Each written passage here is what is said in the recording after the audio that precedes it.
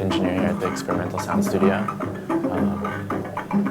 We've been around since 1986. I've only been working here for a few years, but we record crazy music like this. Well, the difference between, like, say, recording a live band or,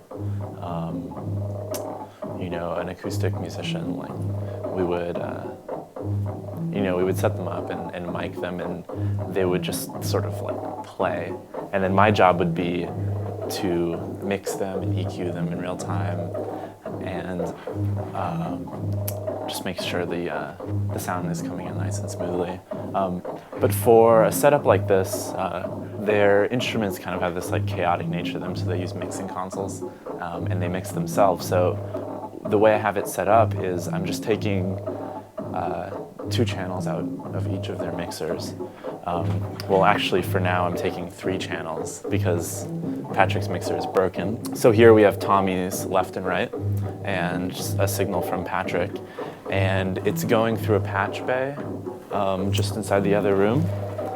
And we have the signal coming through this M-Audio Octane, which is a 8-channel audio interface with built-in preamps, and it's got a really nice warm sound to it. It really colors the sound, makes it really like full and sweet.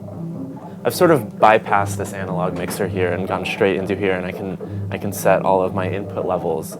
And this is actually linked into the Digidesign 002 through LightPipe, which allows us to sort of double the amount of channels we have here at the studio. So if we had like a live band out there, we were able to record up to 16 channels.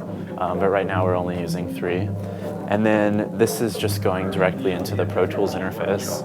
And you can see all the level coming through here right now. Patrick's taking the lead.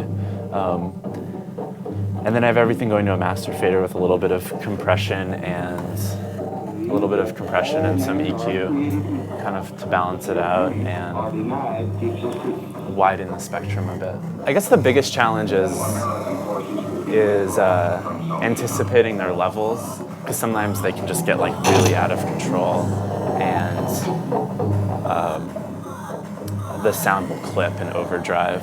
And you know, sometimes that's nice in certain situations, but in sort of like the digital realm, it's really harsh and kind of hard on your ears.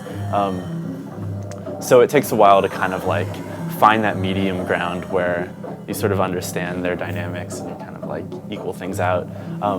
But then again, you can just kind of like play it safe and keep it low. And then in post, sort of use a tool like compression to kind of even and flatten out all of the dynamics a bit, so you don't get those like crazy spikes that these guys tend to do either accidentally or intentionally.